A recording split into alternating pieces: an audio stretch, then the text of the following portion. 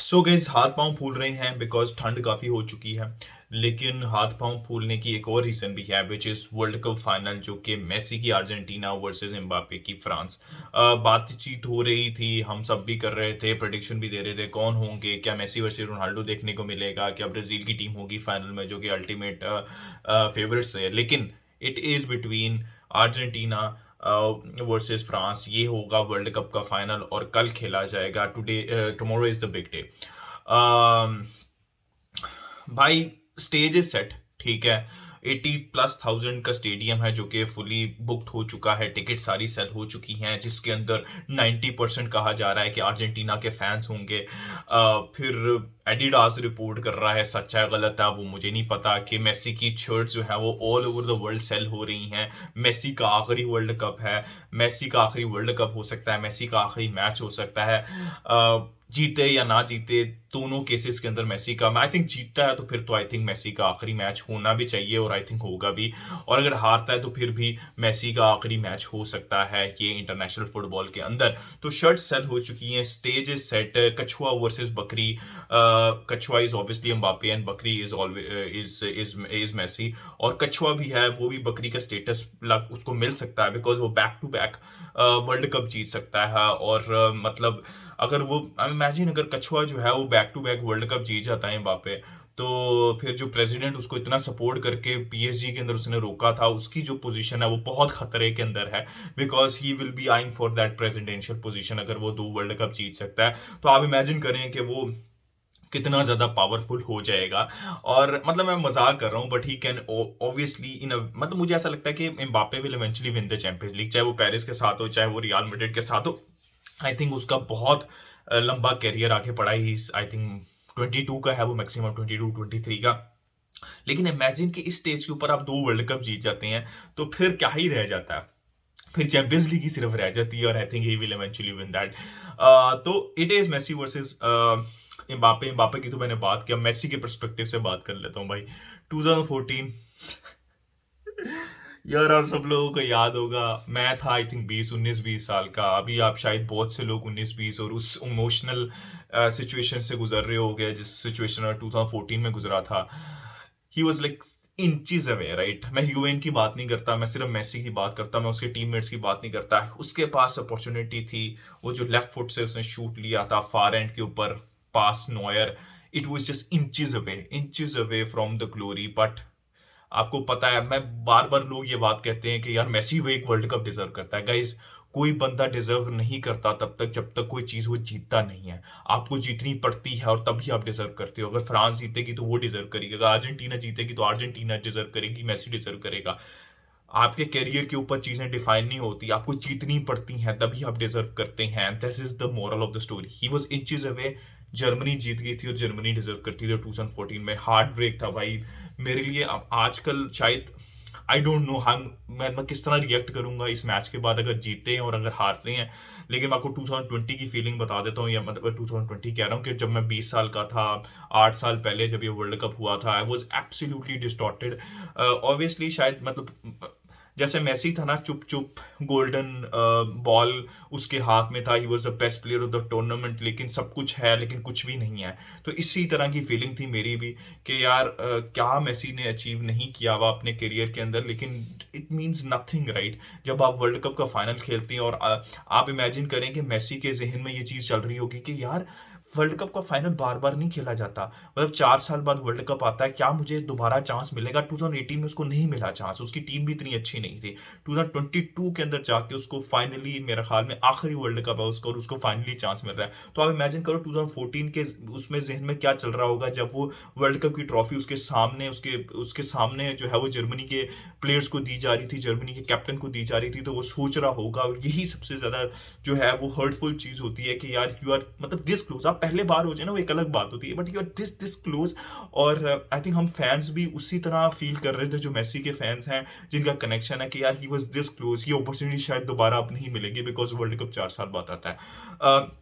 तो I think जो उसकी फीलिंग थी और जो उसका चेहरा था, आई थिंक हम सबका भी चेहरा, मेरा भी चेहरा एक पूरा दिन उसी तरह बना रहा था कि यार दिस वाज द मोमेंट, अब उसके बाद दोबारा मोमेंट नहीं आने वाला है। लाइक 90% चांस है, स्पेशली कंसिडरिंग अर्जेंटीना जिस तरह खेलती है, जिस तरह का मतलब आप देख सकते हैं 1986 के बाद कोई बहुत बड़ी चीज अचीव नहीं की अर्जेंटीना ने। लेकिन इस टीम ने स्टेप अप किया, मेसी ने स्टेप अप किया। 2016 के अंदर ऑलमोस्ट रिटायरमेंट ले ली थी मेसी ने, बल्कि ले ही ली थी, और उसके बाद रिटायरमेंट वापस ली। मतलब ये इसका छठा फाइनल होगा। मैं इमेजिन एक प्लेयर 6 फाइनल खेला है जिसके अंदर से वो एक फाइनल जीता है, ठीक है। तो आप इमेजिन कर सकते हैं कि it's difficult even for the fans, for the player, मतलब फैंस के लिए कितना डिफिकल्ट है इस चीज से दोबारा निकल के मतलब दोबारा बिलीव करना। तो इमेजिन करें कि मेसी के लिए कितना डिफिकल्ट होगा कि इस सारी फाइनल्स खेलने के बाद दोबारा अपने आप को उठाना और फिर दोबारा फाइट करना फाइनल के लिए, दोबारा वो मेंटेलिटी। तो लोग मेंटेलिटी क्वेश्चन कर रहे थे गाइस। आप इमेजिन करो, मैं हमेशा कहता हूँ कि फुटबॉल एक विशियस साइकिल है।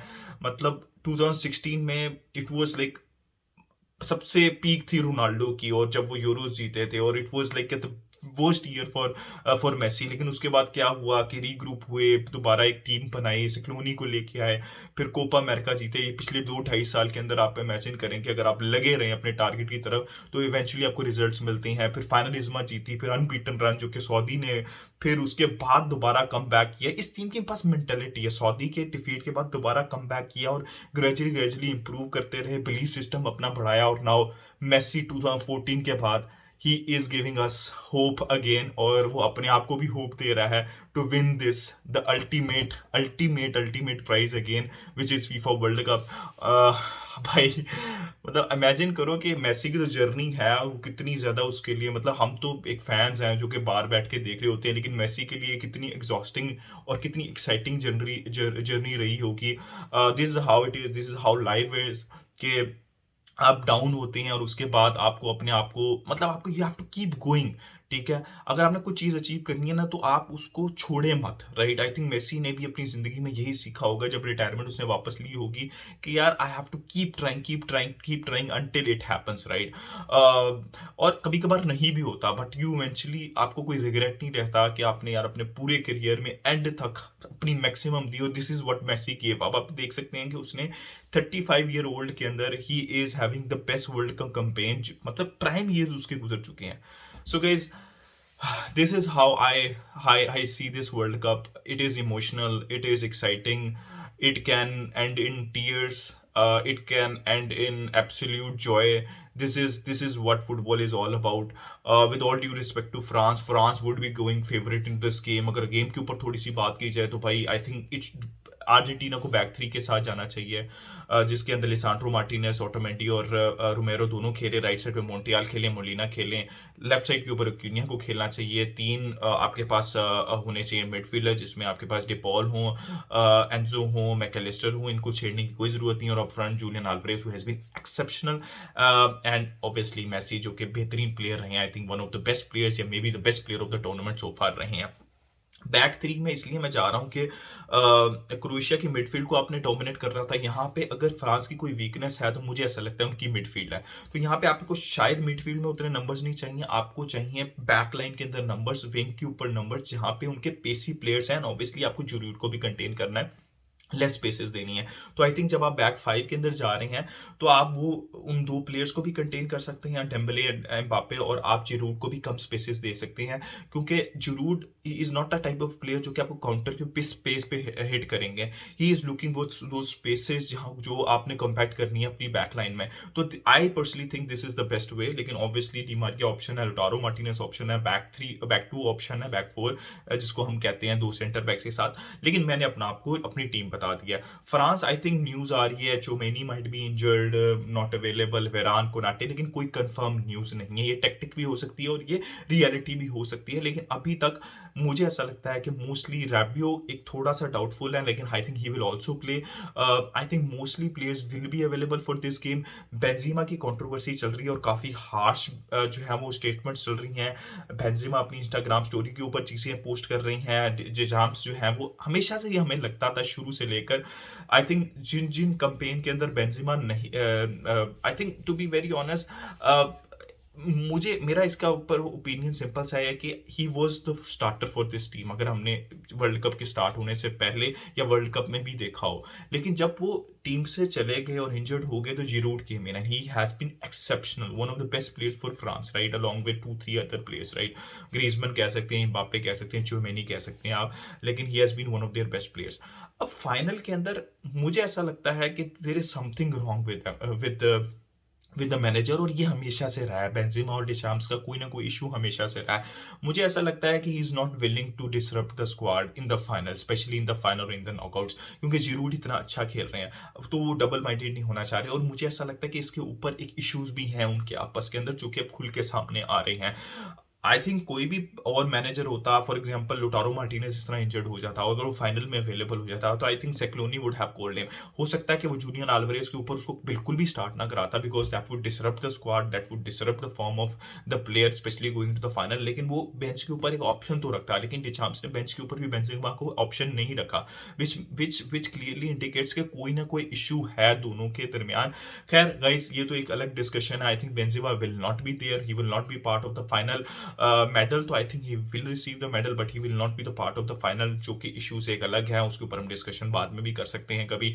बट आई थिंक जो मेन चीज रहेगी, मेन बैटल रहेगी, दैट इज कि आपने एम्बाप्पे और उनकी जो फ्रंट थ्री है, स्पेशली एम्बाप्पे को सर्विस और स्पेसेस नहीं देने। मैं बैक फाइव का इसलिए कह रहा हूँ कि आपको कंपैक्ट करनी है वो जगह। अगर आपने आपने देखा होगा पिछले मैच में भी मोरक्को के अगेंस्ट, लेफ्ट साइड के ऊपर वो स्पेसेस दे रहे थे, थोड़ा चढ़ के खेल रहे थे, तो एम्बाप्पे वो इजीली वो बॉल आके फेंक रहा था, और अपने पेस से हर बंदा, कोई दुनिया का बंदा नहीं है जो कि पेस पे एम्बाप्पे को आजकल बीट कर सके।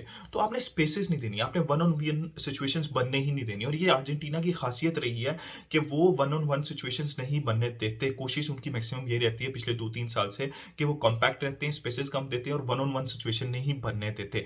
यही चीज उनको करनी है, उनको एम्बाप्पे को सर्विस जाने से रोकना है सबसे पहले, which is Griezmann, which is Tchouameni. आपको ये सर्विस, आपको मिडफील्ड बैटल जो है वो विन करनी है।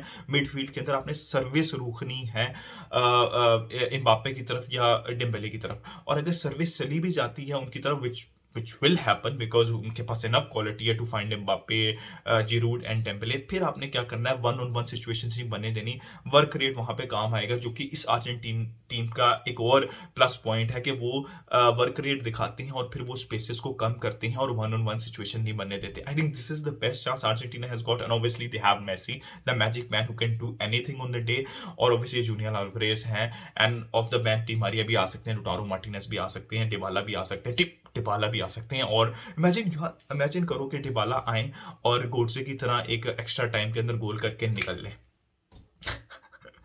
दैट वाज बी भाई, क्या जो लोग पूछे डिबाला कहाँ है, डिबाला क्या है, mention Dybala will be there guys. यार वैसे एक चीज है भाई, बीइंग अ बार्सा फैन, अगर डेम्बेले ने ये वाला दिन डिसाइड किया ना कि ये दिन है जिस दिन मैं बड़े मैच में परफॉर्म करूंगा, भाई I will डिसोन Dembélé for Barcelona for the rest of my life. भाई हम जिंदगी भर जो है वो थक चुके हैं कि भाई डेम्बेले बड़े मैच में परफॉर्म करे, बड़े मैच में परफॉर्म करे। अगर इस ये दिन उसने डिसाइड किया ना बड़े मैच में परफॉर्म करने का, तो तो मैं बता रहा हूँ भाई, आई विल डिसोन डेम्बेले। भाई मुझे नहीं चाहिए, जो मर्जी तू भाई पूरा एक वंडर गोल मार दे, तू मुझे बार्सिलोना में नहीं चाहिए। आई एम जस्ट किडिंग यार, मतलब हो सकता है कि बहुत अच्छा परफॉर्म करे, हर कोई अपनी कंट्री के लिए खेल रहा है और उनको जीतना है। Guys it is down to भाई, क्या मेसी वर्ल्ड कप जीत पाएंगे, it's down to the prediction time. भाई आई सॉ अ ड्रीम, आप लोगों को पता है, I saw a dream that Messi has won the world cup. I think many of us see that dream every day with our eyes open. क्या Messi world cup जीत पाएंगे?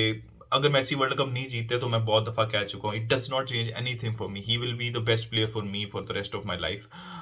ऐसा नहीं है वैसे, लेकिन अगर कोई उससे बेहतर आता है, जो कि मुझे बहुत ज्यादा डाउट है, तो I will change my mind, ऐसी कोई बात नहीं है। But he will remain the best player for me, this does not change anything. Trolling मिलेगी, सब कुछ मिलेगा, ऑब्वियसली जो लोग ट्रोल कर रहे थे रोनाल्डो को, उनको तो मिलेगी, बट भाई Messi for the ultimate glory, Messi for the world cup, this is his moment, he has to take his chances, inches वो वाले खत्म करने पड़ेंगे, he has to score, he has to make an impact. यार it's not easy भाई, it's not easy. मतलब कल match है, इट्स अगेन आफ्टर 8 years, जैसे मैंने एक्सप्लेन किया। Messi is going to that world cup. I don't know how मतलब कैसे मैं मैच के दौरान रिएक्ट करूंगा, वो तो आप मुझे देखेंगे लाइव भी।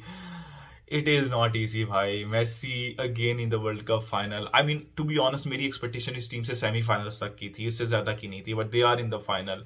और the last dance, Messi, I think Messi is winning this World Cup. I think Messi, Argentina is winning it by a narrow 1-0 to 1 margin. I think Messi is winning this World Cup with all due respect to France. France are favorite going into this match, but Messi ये World Cup जीत रहे हैं। और अगर नहीं जीतते तो कोई चीज़ change नहीं होती। लेकिन एक बात याद रखें, ये वर्ल्ड कप, लोग गोल्डन बॉल की बात कर रहे हैं, गोल्डन बूट की बात कर रहे हैं, बैलन डोर की बात कर रहे हैं, कोई चीज़ें फ़र्क नहीं पड़ता। मुझे as a being a Messi fan, I think Messi को कुछ नहीं चाहिए भाई। ये पड़ रहा है, सड़ रहा है उसके कैबिनेट के अंदर। उसको ये नहीं चाहिए, उसको वर्ल्ड कप चाहिए, हमें वर्ल्ड कप चाहिए। गोल्डन बॉल मिला था ना उसको 2014 में, शक्ल दिखी थी आपने उसकी, क्या वो इंजॉय कर रहा था, क्या हम इंजॉय कर रहे थे? वो चीज़ें मैटर नहीं करती। गोल्डन बॉल, गोल्डन बूट, बैलन डोर नहीं मैटर करती। The thing that matters is the world cup. और मेसी अगर अच्छा परफॉर्म करेगा, अर्जेंटीना अच्छा परफॉर्म करेगी, तो वो डिजर्व करते हैं और वो जीतेंगे।